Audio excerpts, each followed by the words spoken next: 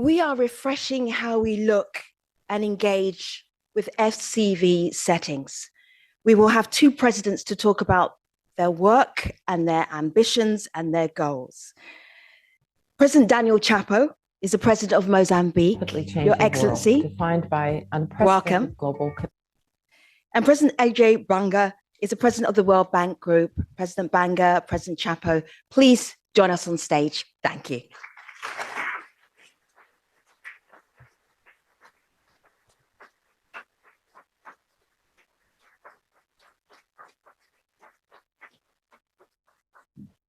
Another 10 seconds of applause, please.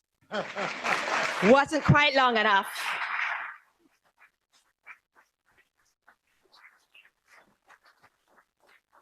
So, Presidents, your microphones are live. It is good to see you. Thank you. We have some time to talk about fragility, conflict, violence from your experience and where we need to go now and why we need to go now. President Chapo, first of all, what time did you fly in? From Maputo to here? Yes. I think that 18 hours. Okay. What day did you arrive? Did you arrive today? Yesterday, and I'll be back today afternoon. You're flying this afternoon? Yes. So I just want people to know how important FCV is to you as president of Mozambique. It's very important because my dream is to work to the people of Mozambique to give a better life. That's why I'm very excited always to work to the Mozambican people.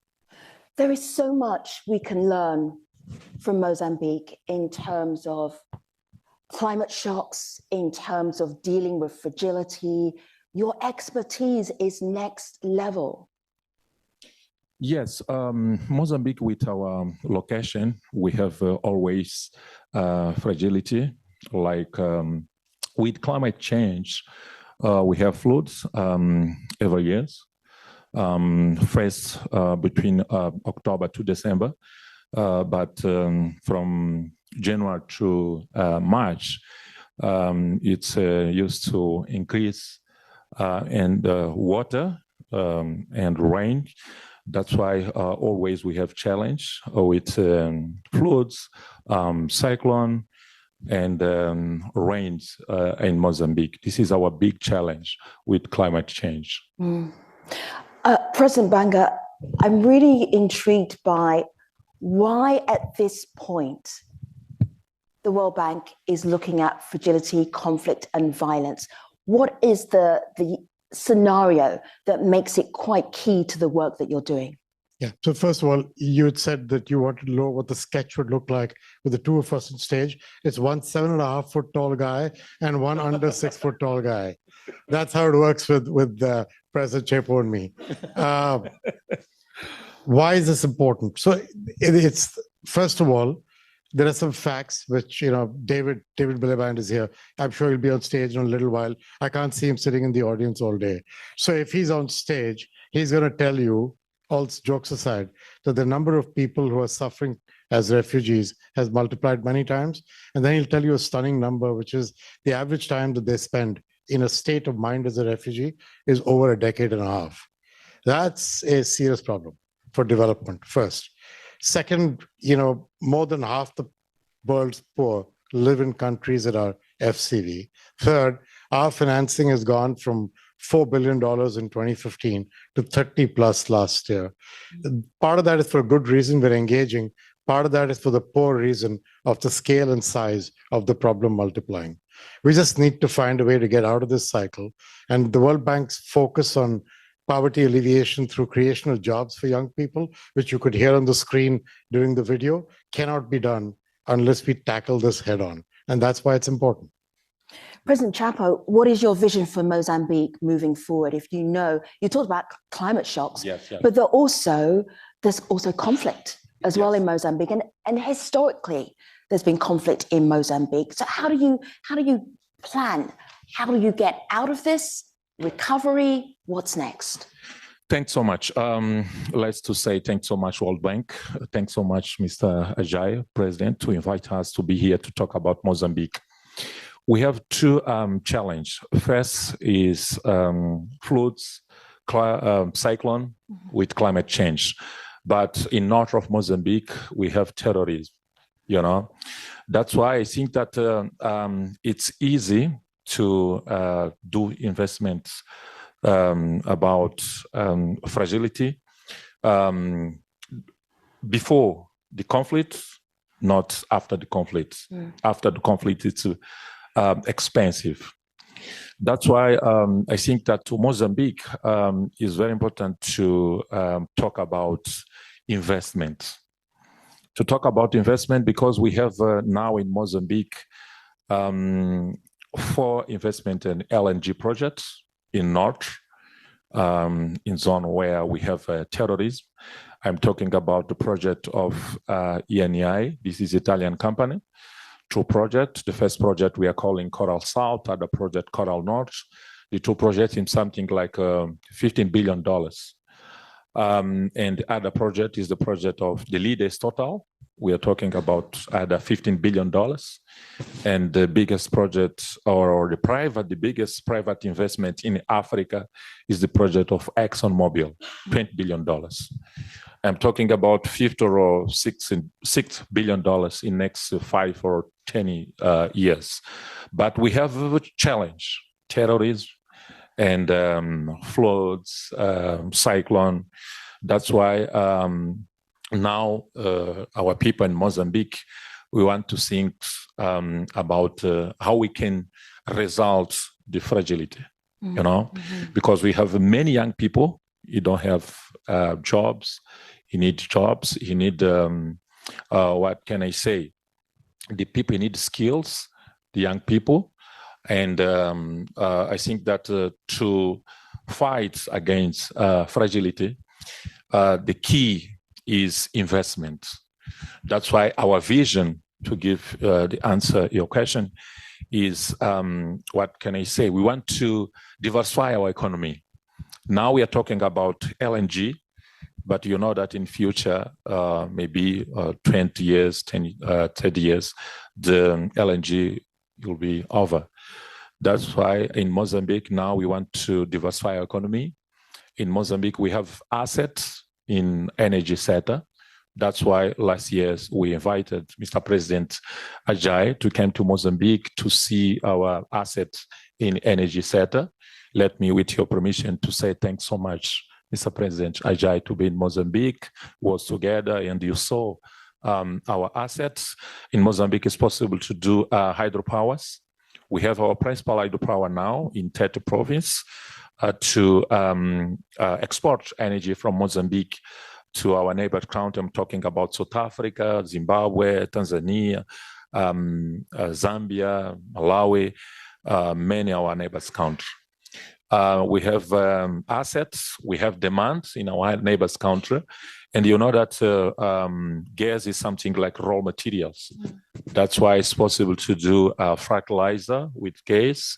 And with our national company, gas company, ENH, it's possible to do power plants, to do more power plants and transmission line from Mozambique to our neighbors' country.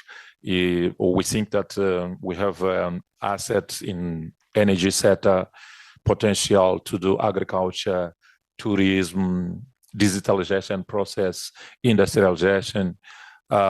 We have 2 principal corridors in Mozambique. That's why we think that transport and logistics is potential to do investment in Mozambique. I'm talking about investment because fragility now is real in Mozambique with floods, with cyclone, and with conflict in Cabo Delgado province.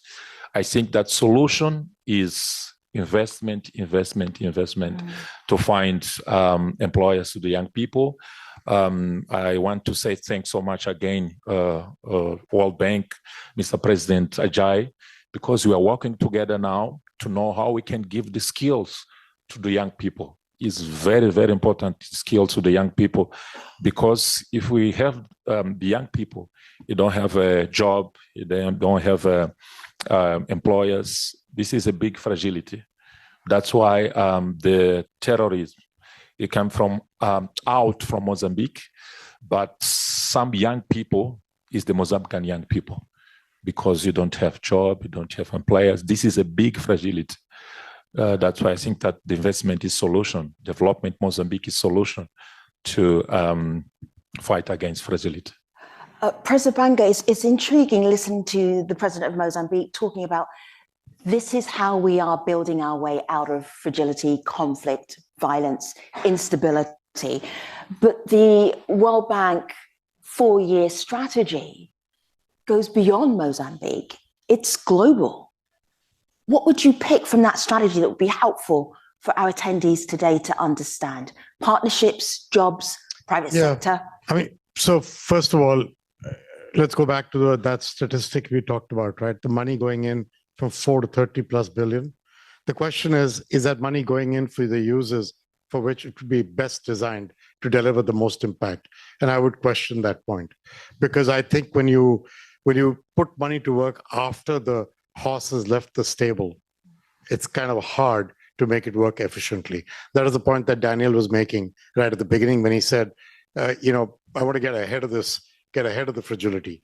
You have to find a way, I think, for us all, not just the country of Mozambique or a president in another country, or people like us or the UN or David or others.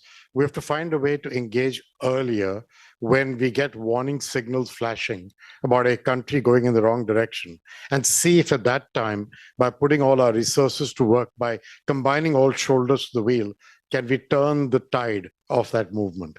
Can we bend the curve of that movement? And I think for that, there's many things to do.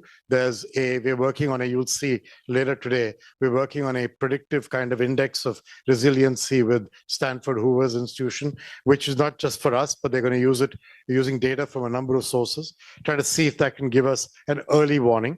You still have to apply the knowledge of people on the ground you talked about partnerships, humanitarian agencies, faith-based organizations, institutions like the International Rescue Committee, others like that, other MDBs, the UN. There's a whole bunch of people who still operate on the ground.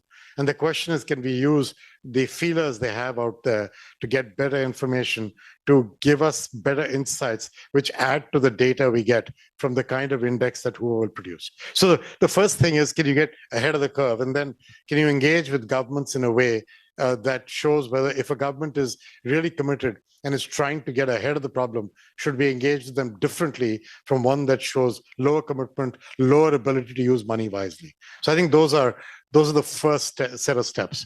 The second knowledge piece to know is that in these FCV countries, in the next 10 years, 250 million young people will come of age to be of working age. Mm. And as Daniel just said, if you don't get a job for them, only bad things will happen. Whether it's fragility, it's social unrest, or it's illegal migration, or it's unwilling but unwitting, but then eventually ending up in terrorism or things of that nature. All of that needs fixing. And you can't do that without creating jobs for these people. And the reality is that 90% of jobs are created in the private sector. And Daniel talked about Total and Exxon and ENI, and I think those are important, as is EDM, his electrical utility. But then there are all these small, micro and small enterprises who actually create the overwhelming majority of jobs of that 90% that come from the private sector. So the question is, can the World Bank change its approach towards dealing with these small and micro enterprises and see if we can help them find stability even in a conflict-affected country? Because they exist. They're still enterprise in the north of his country. When we were together, where he has this issue, there's still private enterprise on the ground. The question is, can we get them the support and the systems that they can pull through this problem? So that's kind of the issue on private enterprise. And the third thing on jobs is, and I've been banging around on jobs for the 3 years I've been here, I believe that development has got fractured into individual causes for good reasons, but poor outcomes. Because individual causes mean that your money doesn't combine together. 1 + 1 doesn't become 3. If in healthcare, you care about vaccinations on the one hand and buying medicines cheap on the other, the health minister on the other side is not interested only in vaccines and is not interested only in cheap medicines. They're both very important. But what they really need is the ability to deliver universal and primary healthcare to their people. So you've got to start finding ways to not allow development to get fractured into individual causes, but to step back, look at the big picture. And here the big picture is young people and their future. Mm-hmm. And that requires investment in infrastructure, roads, bridges, airports. He's talking about corridors. He has 3 corridors in Mozambique that make sense. 1 north-south and 2 east-west, 1 lower down towards the southern tip and 1 in the center. And if he gets these 3 done, not just for energy, he needs them for agriculture and tourism and other things to work. Those are all part of investment in infrastructure. Then there's the investment in human infrastructure, schooling, skilling, healthcare. Yes. And only then can you talk about the right governance. So Daniel is busy working. We've got a private sector advisory group in Mozambique. We're trying to give him feedback from them on what his government can do better to enable small, medium, and large enterprises to flourish. And then comes the issue of private capital investment. If you go the other way, you're not going to get private capital to come if they don't get the right infrastructure and they don't get the right governance. Both are very important, and his government is seized of that. Having said that, any political system, 2 steps forward, 1 step backward, half a step sideways is part of life.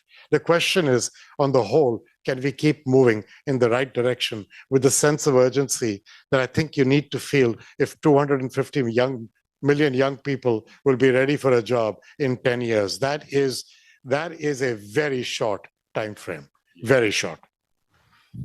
With this short time frame, President Chapo, you have an inclusive national dialogue to guide your direction. Yes. Tell us more about that, please. I think that we don't develop in any country in the world without peace and security. Peace and security is the key to development and country. And in Mozambique, we think that it's very important to talk about our challenge, with all people, public sector and private sector. That's why now we are doing national dialogue with all people.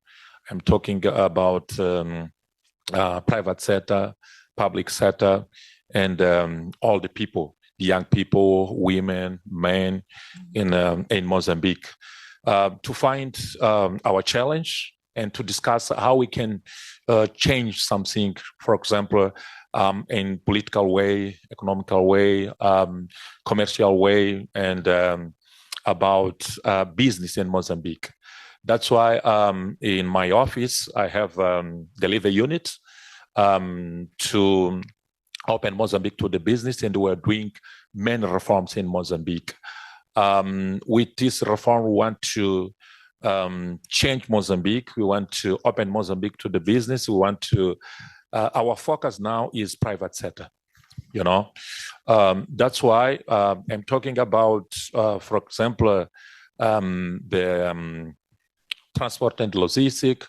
I'm talking about agriculture. I'm talking about infrastructure.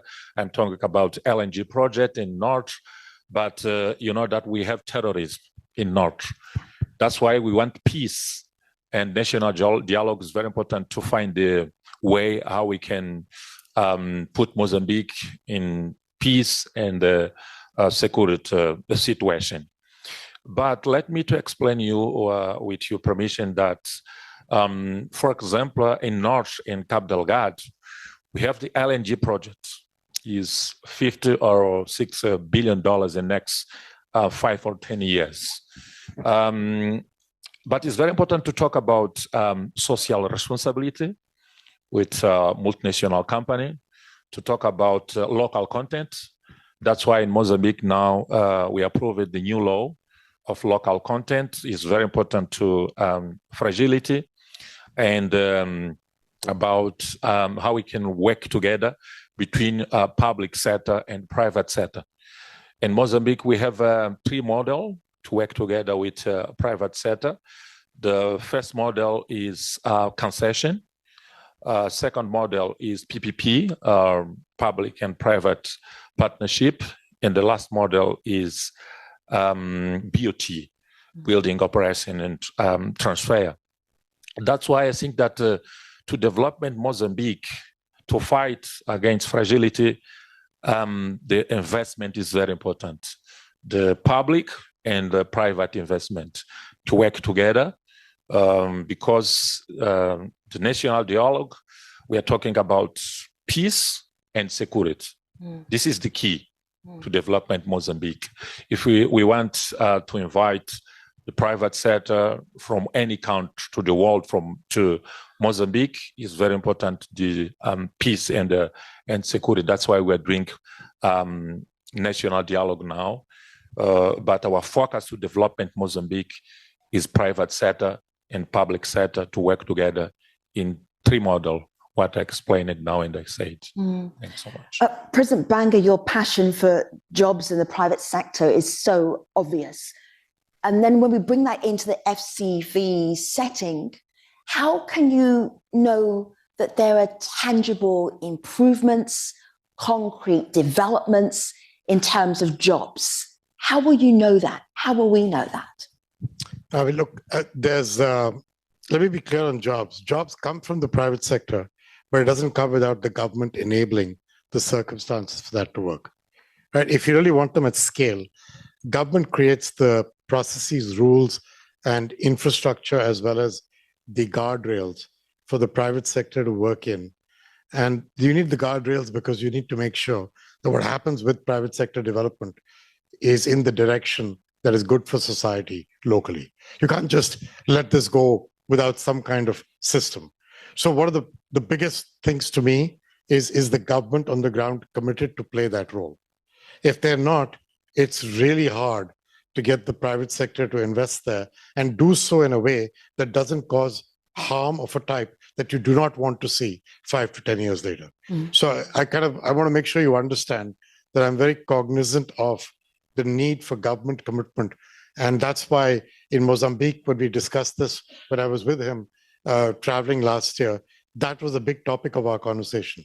How committed can the government be? And I'm not being idealistic. Like I said, I recognize the challenges in politics. But having said that, you do need the commitment. So how are you going to evaluate? First, is the government got the right commitment? 2, are they willing to follow up on those actions? And then 3, are you able to get the right momentum with first micro and small enterprises? Because I think governments can deal with Total, Exxon, and ENI without much of our help. But where they need our help is with the level down from there. And that's where we can be constructive through both our private sector lending arm, but also our ability to provide political risk insurance and other kinds of insurance through the system. And that's what we're working on. One of the big challenges in approaching micro and small enterprises is twofold. One is if the business already exists, most of them are starved of capital and financing. The MSME financing requirements in the world in a year are in excess of 10 trillion. They get about 4. So they're short 60%. And most of the reason for that is because the traditional way of reaching them through the banking sector is cost ineffective. It's hard for a bank to reach them. It's hard for them to service them. And then the cost of capital assigned to the kind of lending they do to micro SMEs is very high because micro SMEs don't have assets. So the best way to lend to them is cash-based financing. Cash-based financing is listed as being unsecured for a bank, which means you're dinged on capital. So there's a circular logic here that needs fixing. Again, something we're working on. And then the last part, and then I'm going to shut up on this, is entrepreneurship for young people. Young people, you heard them on the screen. Somebody said, just give us the tools to win, and I can do it. And that's part of that is, can you give them the encouragement to open new businesses?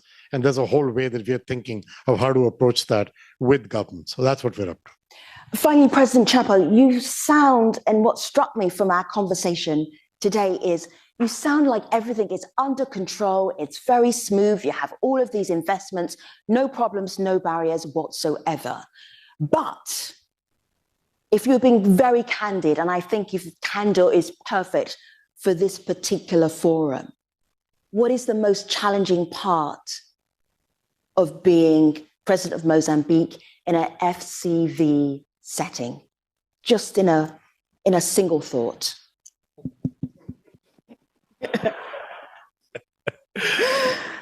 Thanks so much. I think that is good opportunity to be the president of Mozambique at this moment. That's why I say that we have good opportunity because with the LNG projects in North, we're in good moment, we're in good way, but the challenge is terrorism, the challenge is floods and cyclone with our location and climate change.